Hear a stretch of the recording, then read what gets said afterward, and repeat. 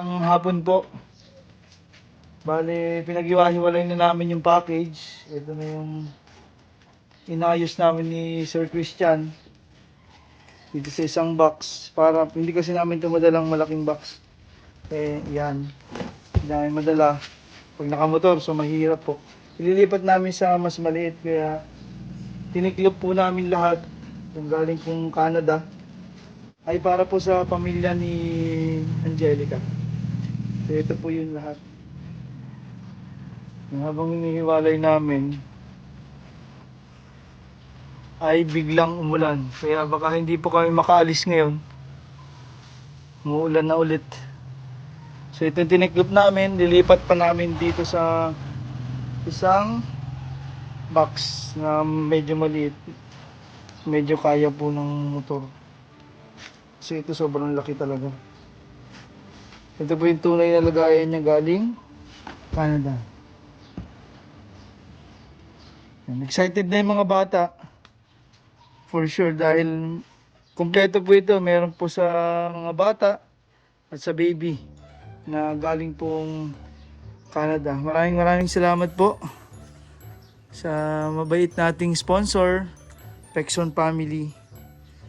Kaya tinitiklo po namin isa-isa. Ng konti na lang. Nililipat namin dito kung gaano kalalim yung kailangan. Baka ito ang dalhin na... Nadala ba natin ito doon papunta sa bundok? Parang isang beses eh. Nakarating na ito doon? Ay, hindi pa. Parang hindi pa, no? Ito po si yung tricycle namin. Kung gusto nyo pagawa. Yan. Itong tricycle namin ay 4 wheels.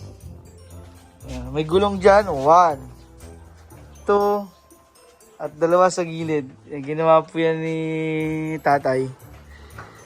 Pag umulan, may ganito. Meron siyang trapal. So, baka ito yung dalhin namin doon. Kaya ito? Kaya siguro yan. Kaya sir? Ito? Wala na.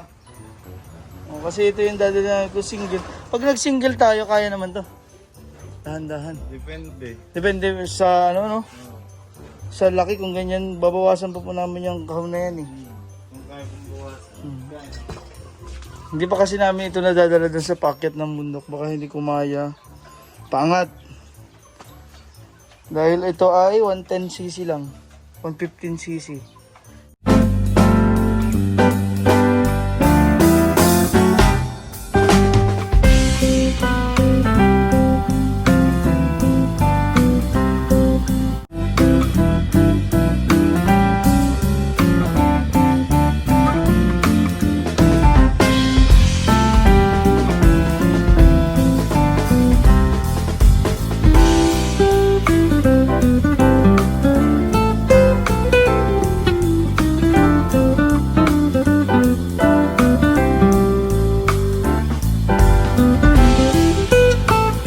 Kit ng gawa ng tatay ko.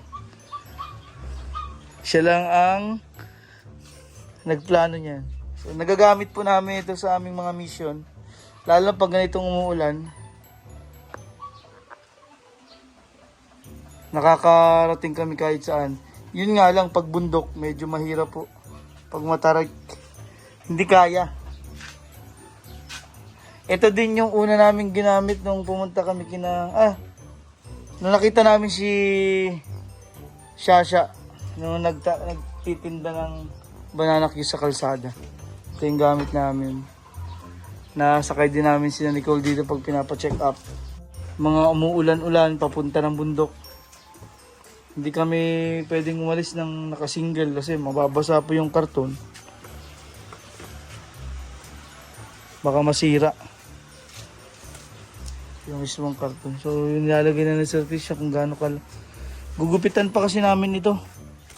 Yan. Gugupitan pa to para mas maliit siya. Nabot na kami ng ulan.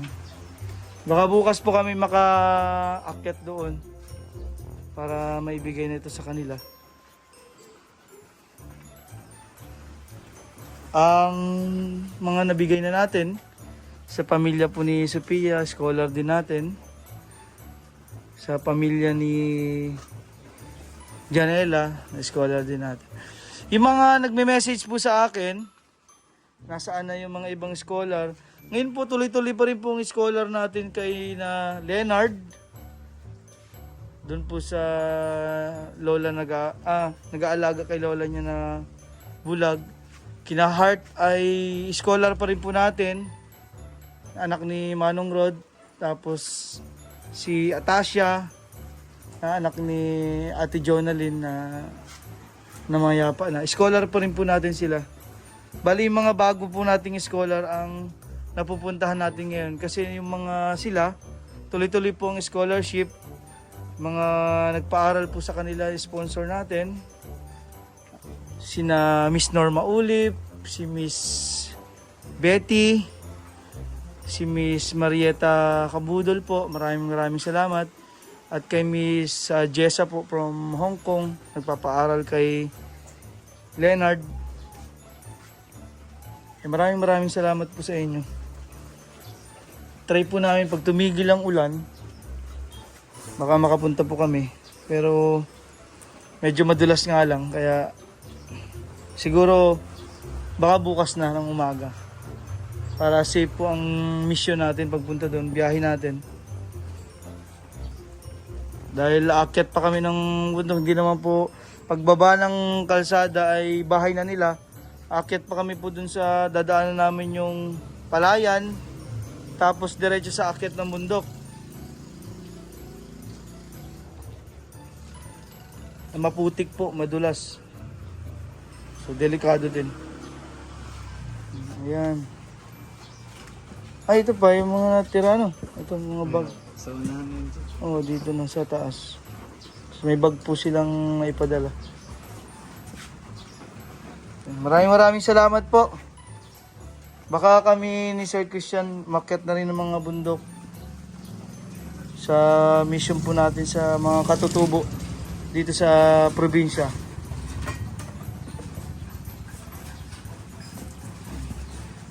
At kung gusto niyo pong bibili ng solar, meron po kaming solar Christmas light.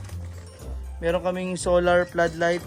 Gagawa po ako ng commercial para maipakita po sa inyo kung ano yung mga solar na binibenta namin maliban po sa solar Christmas light. Kaya maraming salamat po and God bless. So gugupitin yata ito ni Sir Christian. Babawasan pa. Yung kutsilyo na andyan po ata. God bless po sa ating lahat. Salamat po sa inyong pagmamahal. Ito na yung dadalhin natin sa kanila.